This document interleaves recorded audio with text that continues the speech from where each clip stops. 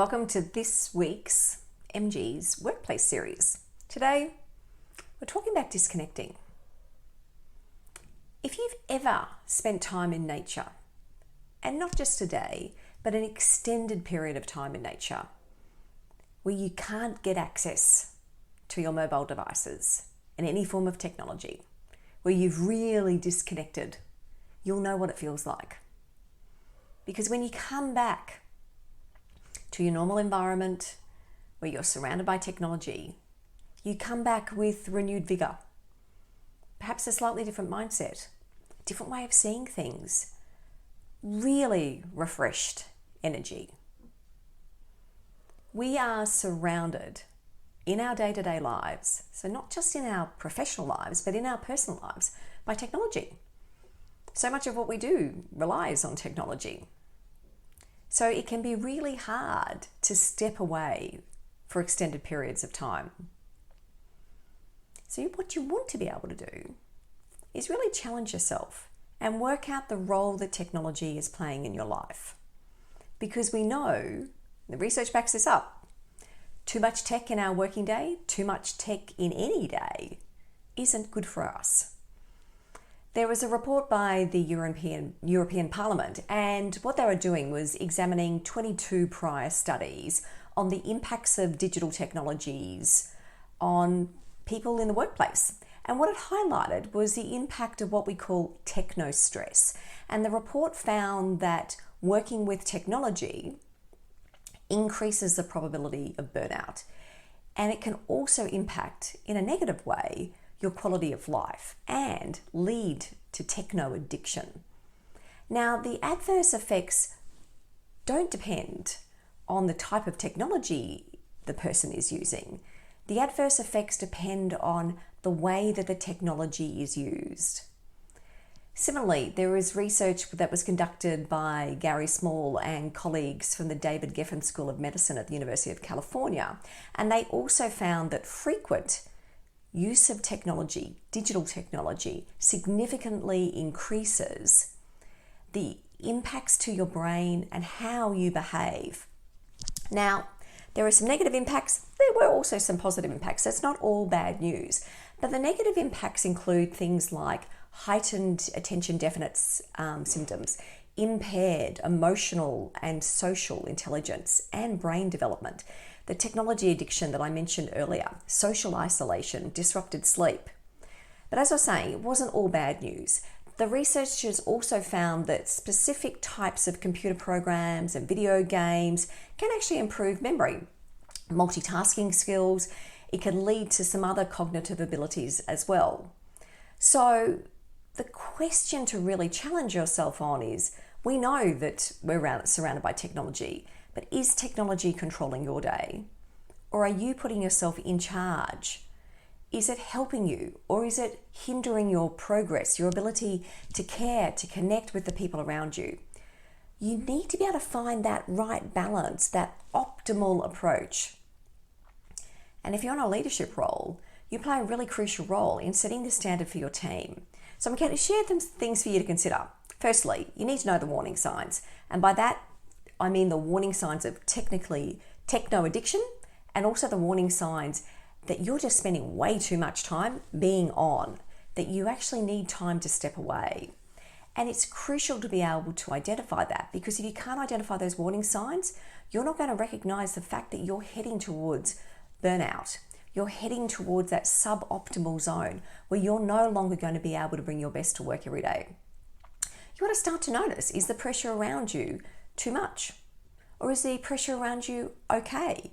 Are you getting enough time with technology, but also enough time away from technology?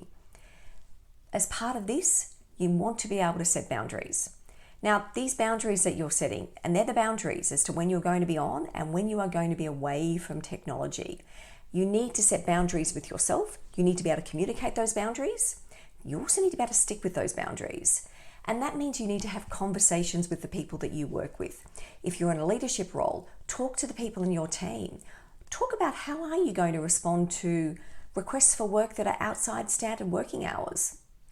Is there an expectation that people respond? And is that expectation reasonable?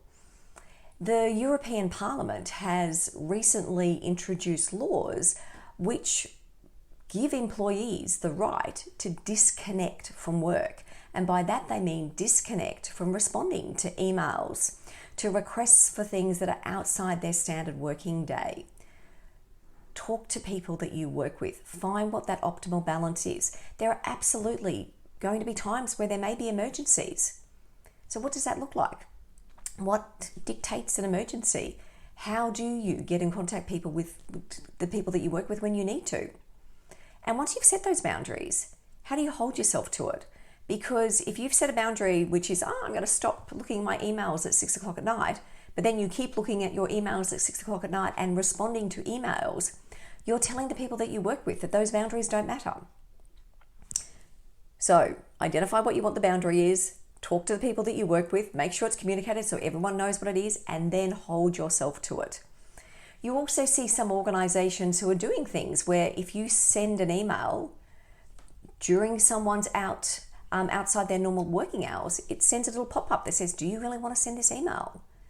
So what are the rules or the structures that you can put in place at work that actually also make it really easy or easier to actually stick to those boundaries?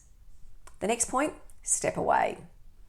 There are many of us who are still spending a significant portion of time working from home, and that means a significant portion of our time in online meetings.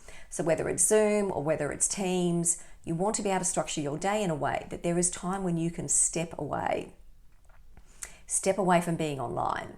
Also, not everything needs to be online. Remember, there's a thing called the phone.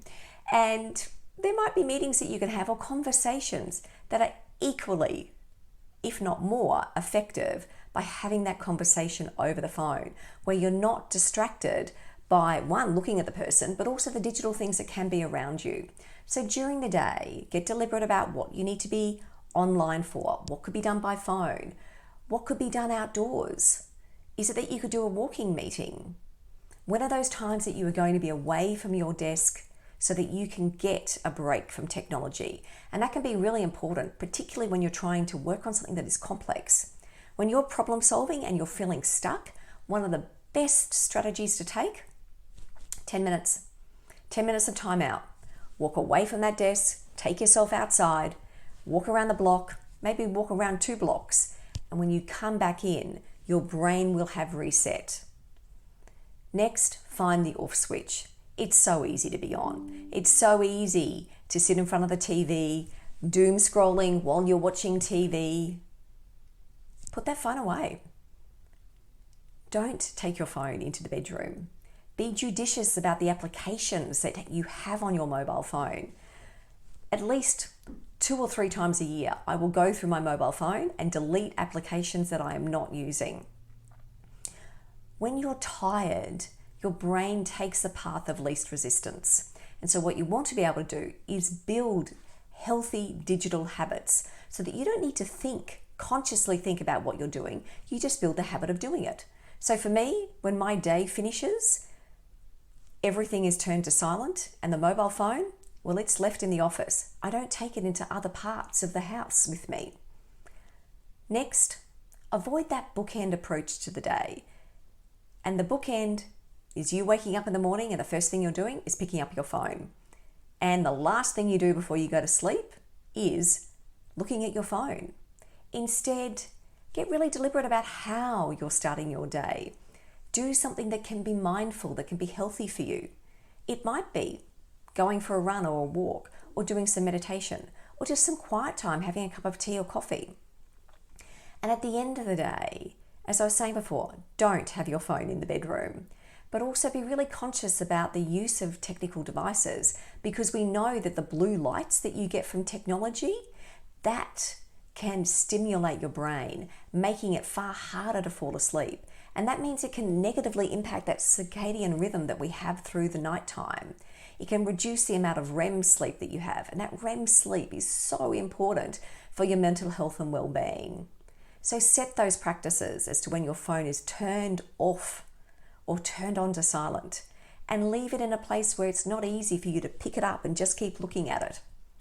And lastly, seek real connection, genuine connection. connection where you're really spending quality time with people. Now, author of 4,000 Weeks Time Management for Mortals, one of my favorite authors, Oliver Burkeman, suggests that one of the reasons that we spend so much time on technology is because they're just the places that we go to give us relief from the discomfort of confronting our own limitations. And by limitations, he's referring to the limited control that we feel that we have over our life. And look, it's true. We can't control everything. But we do have a choice as to how much time we're spending on technology. We do have a choice as to whether we pick up the phone and talk to people or whether we spend time with people face to face. There is much that we have choice about. And so what you want to be able to do is make those choices wisely. Set aside time for that face-to-face connection. If you think about us as humans, we are hardwired for connection. That's why we're here, to build relationships, to be with people. We cannot survive alone. Humans are not solitary creatures. And what we don't want to do is become slaves to technology, because when we do that, we're giving up our choice about how we live our life. A lot in it this week. Take care. I'll see you next week.